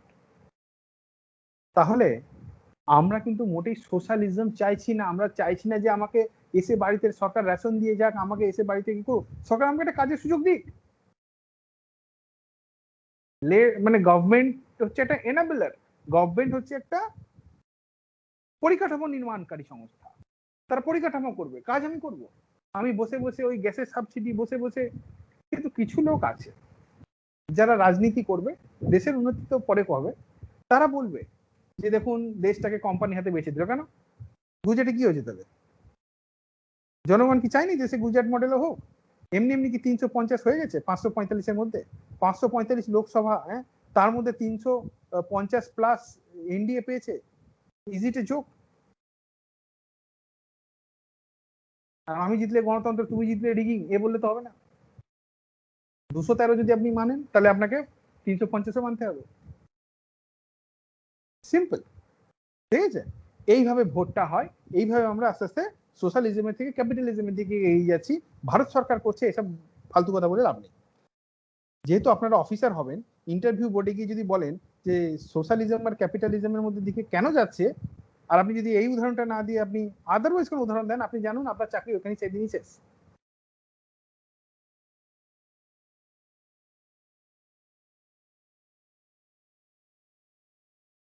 ঠিক আছে? এই যে কনসেপ্ট গুলো, এগুলো কিন্তু আমরা আগের ক্লাসে আলোচনা করিনি। আশা করছি এগুলো আপনি বুঝতে পারছেন, কারণ আছে এগুলো আলোচনা করার। তাহলে আমরা dismantled the system, we have dismantled the socialism। এক তো হচ্ছে 1990-এর দশক থেকে আমাদের বাধ্যই হয়েছিলাম, এবং 1985 ওইরকম সময় সরকার চেয়েছিল যে মার্কেটটাকে এবার ইকোনমিটাকে ওপেন করতে হবে, আর এইভাবে চলবে না। মানে ব্রিটিশরা কামড়ে দিয়ে চলে গেছিল, তো তার ফলে আমরা আর কাউকে আসতে দিইনি যাতে কামড়াতে না পারে। কিন্তু পরে বুঝলাম যে কামড়ানোর দরকার আছে, এমনি এমনি হবে না। 1985 থেকে ভাবছিলাম, কিন্তু কিছু একদল লোক আছে যারা কম্পিউটারের বিরোধিতা করেছিল, তারাও এই জিনিসের বিরোধিতা করেছিল। গ্যাট চুক্তি আমরা আলোচনা করিনি অবশ্য, সেগুলো আলাদা জায়গা আছে, আলাদা সময় আছে। গ্যাট চুক্তি, কম্পিউটার আসতে দেবো না, হ্যাঁ, তারাই আজকে স্মার্টফোন নিয়ে ফেসবুকে তাদের আইটি টিম আছে। তারপর যখন আস্তে আস্তে চেঞ্জেস আসতে শুরু করলো, এবং গুজরাট মডেলকে যখন চোখের সামনে রাখা হলো, বারবার কি বলছেন মোদিজি বা অমিত শাহ যখন ভোটে প্রচার করতে এসেছিলেন, কি বলছিলেন? পশ্চিমবঙ্গকে গুজরাট বানিয়ে দেবো। এই কথাটার মানে বিরোধীরা কি বললো? দাঙ্গা করিয়ে দেওয়া হবে, কথাটা বলছে। তারা কিন্তু দাঙ্গা করাবো বলেননি, তারা বলেছিলেন শিল্প স্থাপন করব, তারা বলেছিলেন অপরচুনিটি ক্রিয়েট করব যুব সমাজের জন্য। But who cares? জাগিয়ে। যেমন দেখুন আমাদের অর্থনীতিটা মিক্সড ইকোনমি। মিক্সড ইকোনমি কিভাবে বুঝবেন? হাউ মাচ এন হয়ে গেছিল, how much coal to produce. যদিও সরকার অনেক ইয়েকে বলেই দিয়েছে, কোম্পানিকে লিজ দিয়ে দিয়েছে, কয়লা খনি খনি যাই আছে, তবুও সরকারি ডিসিশন নেন যে কতটা কয়লা উৎপাদন হবে, এটা গভর্নমেন্ট ডিসিশন নেয়। How much steel to produce, এই ডিসিশনটা নেয় কে? কোম্পানি। এবার বলবেন স্যার সেল আছে যে, ঠিক আছে সেল আছে, কিন্তু সেলের ছাড়াও বড় বড় টাটা, জিন্দাল, তারপরে ধরুন পস্কো, এদের তো স্টিল আছে। তাহলে এরা ডিসিশন নেয় যে কত স্টিল প্রডিউস হবে। কিন্তু কয়লার ক্ষেত্রে অধিকাংশ ক্ষেত্রেই বেসরকারি সরকারি মিলে সরকারের ভাগই বেশি, জাস্ট আপনাকে একটা এক্সাম্পল দিয়ে বোঝাচ্ছি, ডিটেলসে দেখতে গেলে তো সবই ডানে বাঁয়ে হয়ে যাবে। তাহলে এইটা হচ্ছে আমাদের দেশের কাইন্ড অফ সোশ্যালিজম।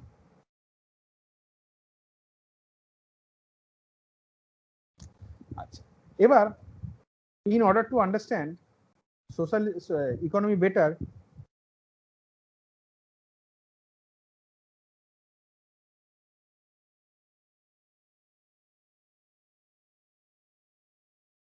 অর্থনীতিকে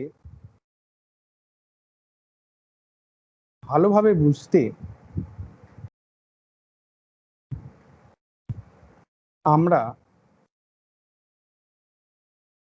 অর্থনীতিকে 4টি ভাগে ভাগ করছি। এবার দেখুন, এই যে ভাগটা আমি আপনাদের বলবো, এটা কোনো হার্ড অ্যান্ড ফাস্ট রুল না।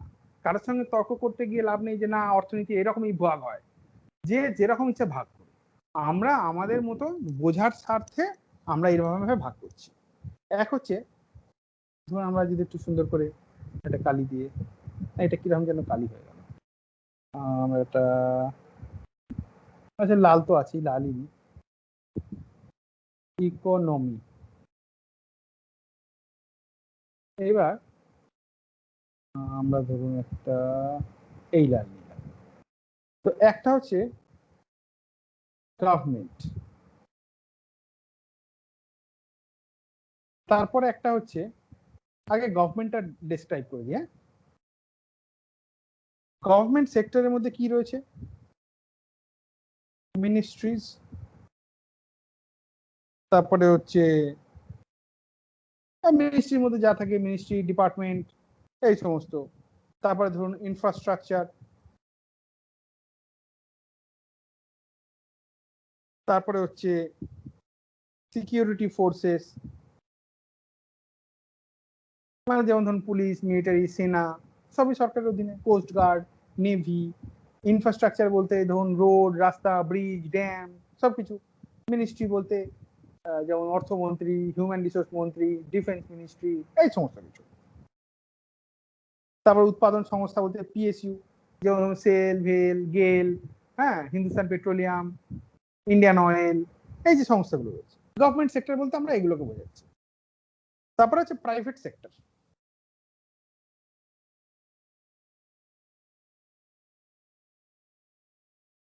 প্রাইভেট সেক্টরের মধ্যে রয়েছে কি কি? এনি বিজনেস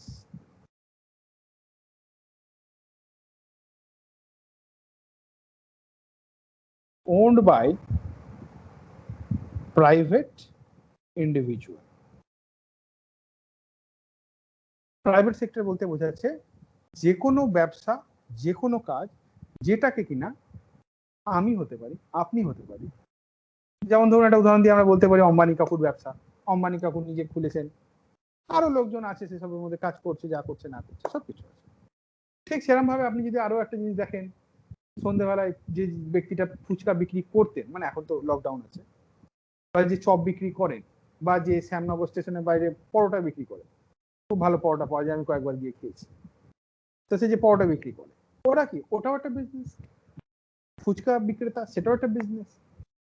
তাহলে যে কোনো ইন্ডিভিজুয়াল যখন কিছু কাজ করছে, ইরেসপেক্টিভ, মানে কি বলে, অ্যাপার্ট ফ্রম গভর্নমেন্ট, মানে সরকারি নিয়ন্ত্রণ বা এই সমস্ত ছাড়া, বা সরকার তো নিয়ন্ত্রণ করেই থাকে, বিভিন্ন রুলস রেগুলেশনস এসব করেই থাকে, সেটা অস্বীকার করছি না, কিন্তু ব্যবসাটা সে করছে। যেমন ধরুন আমরা যদি আজকে আন একাডেমির কথা বলি, আন একাডেমি কি একটা কোম্পানি হিসাবে রেজিস্টার করেছে সরকারি ঘরে, আশা করছি আর কি, দিয়ে সেইখানে তারা কাজকর্ম করছে, এডুকেশনটাকে তারা সার্ভিস হিসাবে দিচ্ছে। যেমন ধরুন আজকে আমি একটা কোচিং সেন্টার খুললাম,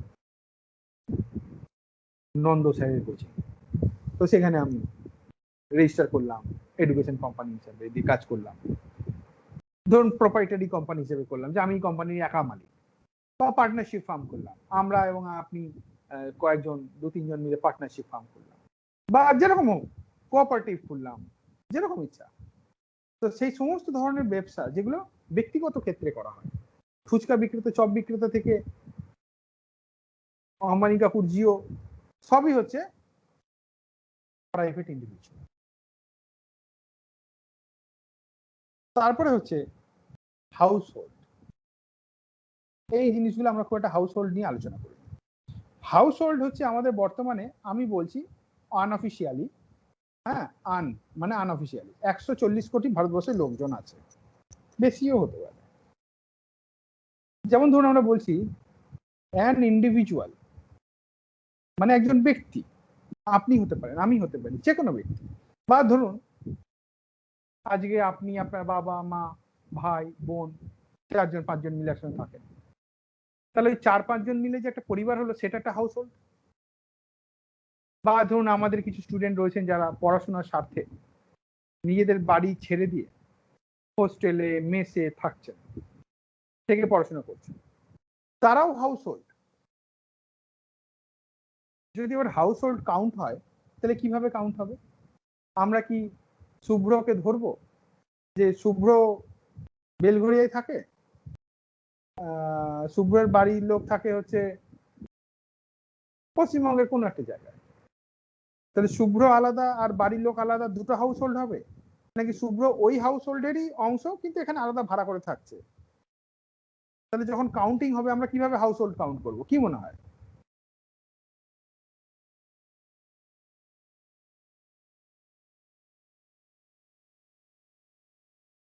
কি মনে হয়? প্লেস অফ হ্যাঁ প্লেস অফ অরিজিনাল রেসিডেন্স সেই হিসেবে হয় না, এটা একটু অন্যরকম হবে।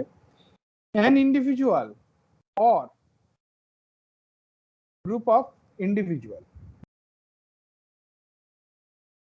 an individual or group of individual whose consumption মানে কি? সে তো খাওয়া দাওয়া কিছু তো ব্যয় করে। একটা পুরো ফ্যামিলি মিলে যখন রান্না হচ্ছে, একটা ফ্যামিলি রান্না একসঙ্গে হচ্ছে, তাহলে সবার জন্য ভাত হয়েছে, সবার জন্য তরকারি হয়েছে, ডাল হয়েছে, সবাই একসঙ্গে খাচ্ছে। তো হুজ কনজাম্পশন মানে আমরা খাওয়ার দিকে শুধু না, ইলেকট্রিসিটি, আমি এই ঘরে শুয়ে টিভি চালিয়ে ফ্যান দেখছি, মানে ফ্যান চালিয়ে টিভি দেখছি, আপনি পাশের ঘরে শুয়ে মোবাইলে আমার ভিডিও দেখছেন। তাহলে আমরা যখন একটা ফ্যামিলির মধ্যে আছি, আমরা বিভিন্ন ঘরে আছি, কিন্তু আমাদের রান্না খাওয়া সব একসঙ্গে হচ্ছে, এক জায়গায় আমরা কনজিউম করছি। তো হুজ কনজাম্পশন ডিসিশন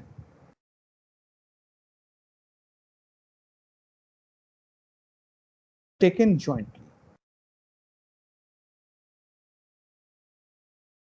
মানে একটা পরিবার, তারা কি খাবে দাবে, তারা ফ্যান চালিয়ে শোবে না এসি চালিয়ে একটা ঘরের মধ্যে সবাই ঢুকবে, নাকি সবাই আলাদা আলাদা ঘরে আলাদা আলাদা এসি লাগাবে, এই সমস্ত কিছু যখন একসঙ্গে ডিসিশন নেওয়া হয়, তাকে বলা হয় হাউস হোল্ড। আচ্ছা স্যার, যদি শুভ্র এখানে বেলঘরিয়ায় থাকে, শুভ্রর খাওয়াটা তার পরিবারের থেকে আলাদাভাবে হয়। শুভ্র একদিন ডিসিশন নিল বিরিয়ানি খাবো, সেদিন দেখা গেল যে তার বাড়িতে সেদিন নিরামিষ খাওয়া হচ্ছে, মঙ্গলবার শনিবার বা বৃহস্পতিবার, এরকম কিছু একটা কারণে।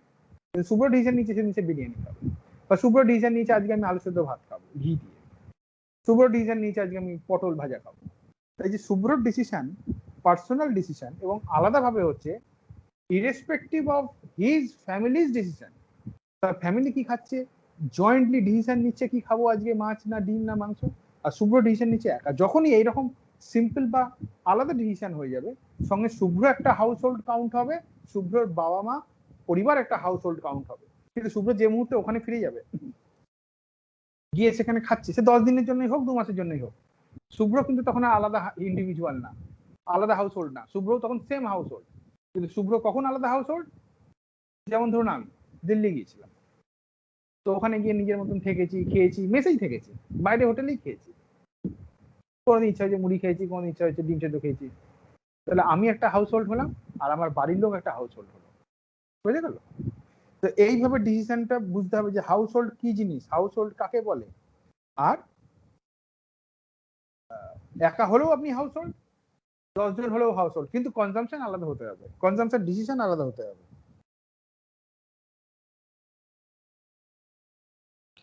মানে জেনারেলি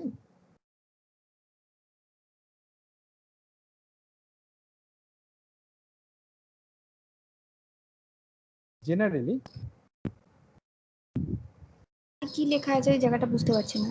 কোন জায়গাটা বলুন? জয়েন্টলি লেখা আছে না, decision to taken jointly, taken মানে নেওয়া হয়। আচ্ছা ঠিক আছে। To taken. Generally a household has a common kitchen. হ্যাঁ, এবার আপনার বাড়িতে যদি 4 জন, মানে আমার বাড়িতে 3টে ভাই, তাদের 3টে আলাদা হাঁড়ি একই বাড়ির মধ্যে, তাহলেও আমরা হাউসহোল্ডটাকে একই বলবো, তারা একই ঘরের মধ্যে রয়েছে। যদিও এই কনসেপ্টে সেম হাউসহোল্ড হচ্ছে না, 4টে আলাদা হাউসহোল্ড ধরা উচিত আমাদের। কারণ কি, আমার বড় ভাইয়ের ছেলে ইংলিশ মিডিয়ামে পড়ছে, আমার আর্থিক যোগ্যতা কম, আমার ছেলেকে আমি পাঠাচ্ছি বাংলা মিডিয়ামে সরকারি স্কুলে পড়ানোর জন্য। তো সুতরাং আমার হাউসহোল্ড আমার ডিসিশন, আর ওর হাউসহোল্ড ওর ডিসিশন। হাউসহোল্ড আলাদাই কাউন্ট হয়, কিন্তু সাধারণত একটা পরিবারের একটা বাড়ি ওইভাবে কাউন্ট করে। তো আপনাকে কিন্তু এই ধারণাটা পুরো পরিষ্কার রাখতে হবে, হাউসহোল্ড জিনিসটা কি। Household is the largest sector, বা household is a sector, largest বলবো না, ইজ এ সেক্টর। কারণ এই কনসেপ্ট গুলো ক্লিয়ার না থাকলে আপনি পরে সামলাতে পারবেন না। তারপরে হচ্ছে 4 নম্বর সেক্টর। 4 নম্বর সেক্টর হচ্ছে এক্সটার্নাল সেক্টর। এটা আপনাকে বোঝানোর জন্য ভাগ করা হচ্ছে, আপনি এই ভাগ এটাই হবে, এছাড়া অন্য ভাগ নেই, লাফিয়ে পড়লে হবে না তর্ক করতে গেলে। হ্যাঁ, আর প্রত্যেকবারই যখন আপনি অর্থনীতির ক্লাস করবেন, অ্যাটলিস্ট মাঝখানে 2-3 মাসের গ্যাপ যদি হয়, তো দেখবেন নতুন নতুন তথ্য আমি নিয়ে আসছি। তার কারণ অর্থনীতি খুব ডাইনামিক সাবজেক্ট। আজকে আপনাদের যেটা পড়াচ্ছি, যদি 2 মাস পরে সেম ক্লাস করি, দেখবেন কত কি নতুন জিনিস এসে গিয়েছে। External sector. এক্সটার্নাল সেক্টরের মধ্যে কারা কারা রয়েছে? গভর্নমেন্ট রয়েছে, পিপল রয়েছে, তারপরে প্রাইভেট সেক্টর রয়েছে। ধরুন, গভর্নমেন্ট কি আমাদের দেশে আছে তা না, অন্য দেশেও আছে, জনগণও অন্য দেশে আছে, প্রাইভেট মানে এন্টিটি বা প্রাইভেট সেক্টর অন্য দেশে আছে, তারা আমাদের দেশের আউটসাইডে আছে।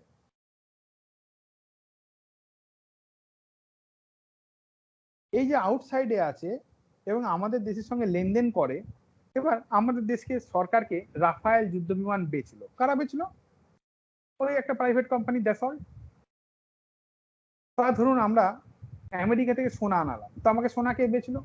ওখানকার কোনো ইন্ডিভিজুয়াল ব্যক্তি হতে পারে, বা ধরুন আমাদের এখানকার লোকজন চিংড়ি পাঠালো ইউরোপে, গলদা চিংড়ি বা পাকা আম ইউরোপে পাঠালো, ইউরোপের লোক খাবে বা আমেরিকার লোক খাবে। তার মানে আমাদের দেশের লোক বাইরে কোনো দেশের লোকের সঙ্গে লেনদেন করছে, আমাদের দেশের কোম্পানি বাইরের দেশের সঙ্গে লেনদেন করছে, আমাদের দেশের সরকার বাইরের কোম্পানির সঙ্গে লেনদেন করছে। তাহলে ওভারঅল সেটা বাইরের দেশের গভর্নমেন্ট হোক, পিপল হোক, প্রাইভেট এন্টিটি হোক, তাদের সঙ্গে মানে আউটসাইডের সঙ্গে আমাদের লেনদেন চলে। গিভ অ্যান্ড, লেখা ফেখা এমন হয়ে যাচ্ছে না, আর দেখেও বুঝতে পারবে না। গিভ অ্যান্ড টেক আমাদের চলছে। তারপরে যেমন ধরুন আমরা বলতে পারি এইটা মানি লেনদেন হচ্ছে, তারপরে হচ্ছে এর একটা ইম্প্যাক্ট পড়ছে আমাদের অর্থনীতিতে, পড়ছে কি পড়ছে না, বাইরে বা বিশ্বে যা চলছে তার একটা প্রভাব কি আমাদের দেশের অর্থনীতিতে পড়ে কি পড়ে না? হ্যাঁ স্যার, পড়ে। ডেফিনেটলি পড়ে বলেই অর্থনীতির, হ্যাঁ, অর্থনীতির একটা অংশ হচ্ছে external sector. It is very much impactful. তারপরে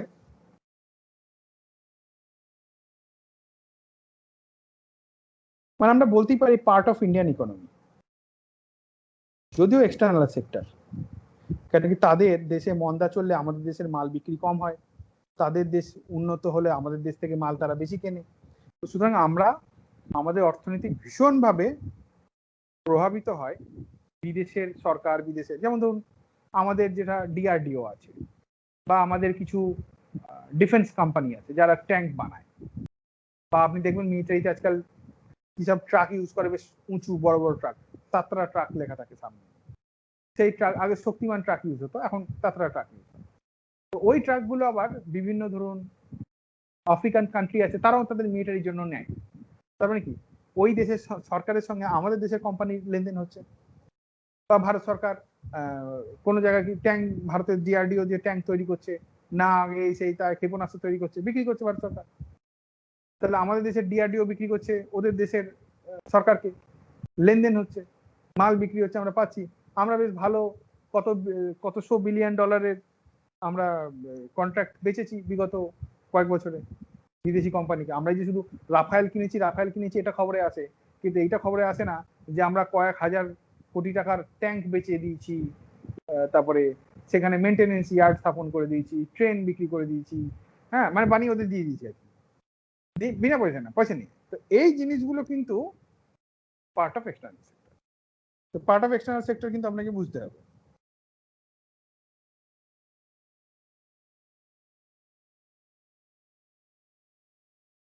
এইবার এই যতটা আপনারা বুঝতে পারলেন কি না বুঝতে পারলেন না এই চারটে সেক্টর, কারো কি কোনো অসুবিধা হয়েছে?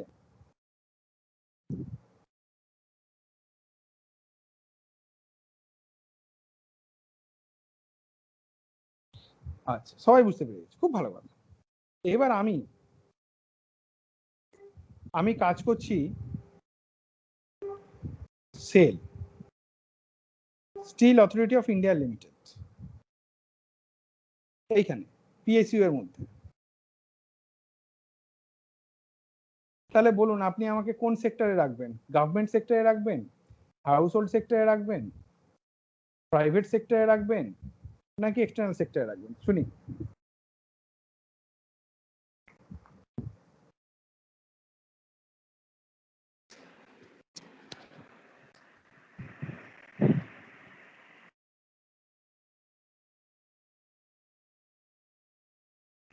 পিএসইউ।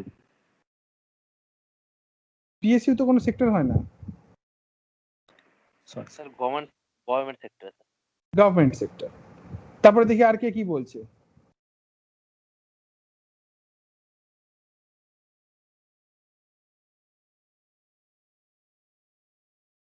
আর আচ্ছা, এনারা বেরিয়ে গেছেন, বলুন।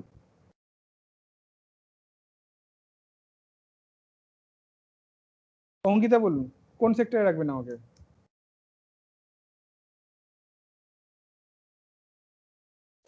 হ্যাঁ স্যার, স্যার আরেকবার বলুন। আপনি আমাকে কোন সেক্টরে রাখবেন? যে সেক্টরগুলো আমি দেখালাম, আমি কাজ করি হচ্ছে ইয়েতে, সেলে, আপনি আমাকে কোন সেক্টরে রাখবেন? এখানে সবাইকে যে কজন আছে উত্তর দিতে হবে, শুধু চুপচাপ বসে থাকার জন্য ক্লাসে আসলে দরকার নেই, তাহলে ওই সবাই রেকর্ডিংই শুনে নেবে। এখানে যে চারটে সেক্টর আমি দেখাচ্ছি এতক্ষণ ধরে অন স্ক্রিন দেখাচ্ছি, তো কোন সেক্টরের মধ্যে আমরা?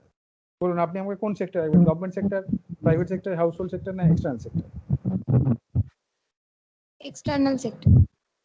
কেন আমাকে এক্সটার্নাল সেক্টরে কেন রাখবেন?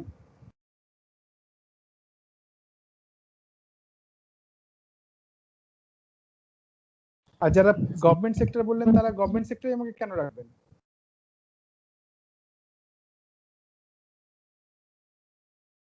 এর কারণটা হচ্ছে যে আপনি যে শ্রমটা দিচ্ছেন, ঠিক আছে, পিএসইউ তে, সেলেতে, সেটা হচ্ছে স্যার সরকার, সেটা সরকারের কাছে পৌঁছাচ্ছে। মানে কিভাবে পৌঁছাচ্ছে? সরকার এখান থেকে স্টিল উৎপাদন। না, সঠিক ব্যাখ্যা নয়।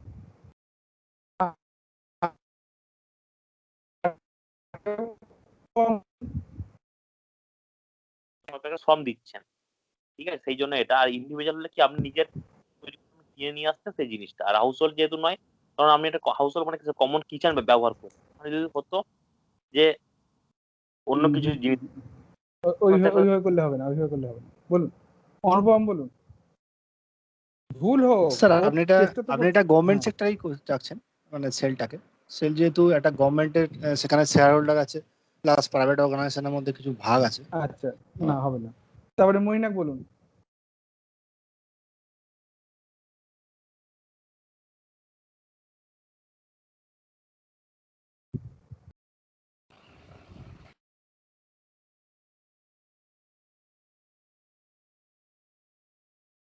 তারপরে মৌমিতা বলুন।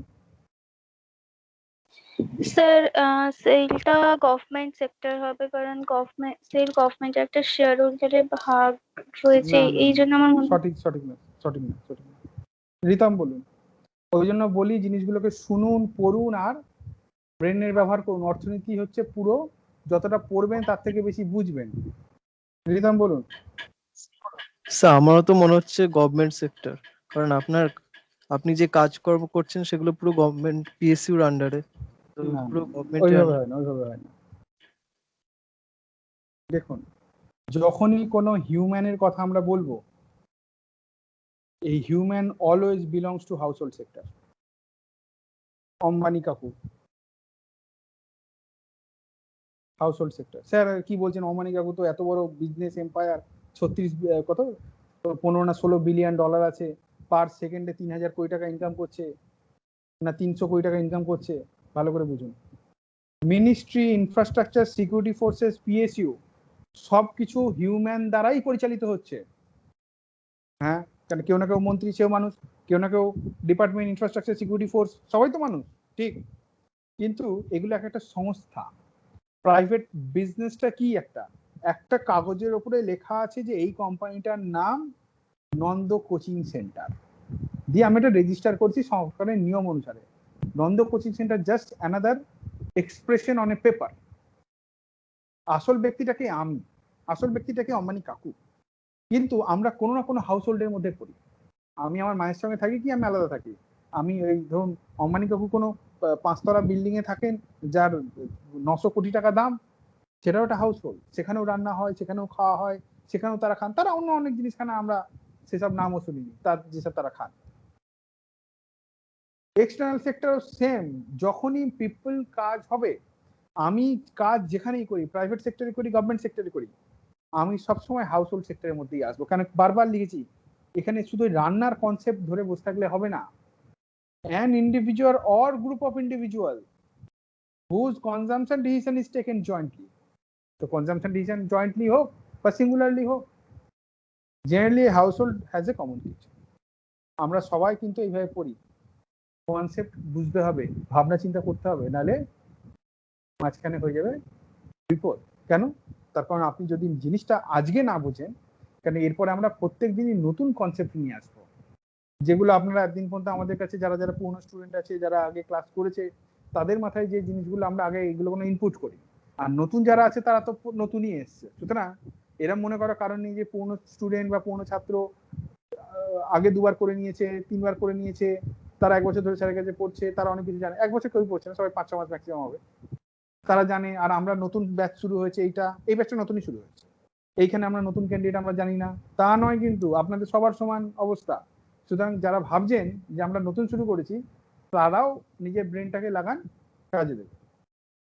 Human will always comes under house hold sector, এবং এই হাউস হোল্ড সেক্টর বাকি সেক্টরগুলোকে নিয়ন্ত্রণ করছে, প্রভাবিত করছে, সমস্ত কিছু করছে হাউস হোল্ড সেক্টর। তো আজকে এই ক্লাসটা এখন 1টা অবধি হবে, সন্ধ্যেবেলা আবার আমাদের 7টা থেকে ক্লাস আছে, তখন ডিটেলস আলোচনা করবো। আচ্ছা, সন্ধ্যের ক্লাসটা কি আমরা 6টা থেকে করতে পারি? অবশ্যই একই ব্যাপার, ঝড় আসলে 5টা আর 6টা, আপনি যাক 7টা থেকেই হবে সন্ধ্যের ক্লাসটা। আমরা রেকর্ডিংটা স্টপ করছি, ঠিক আছে? তারপরে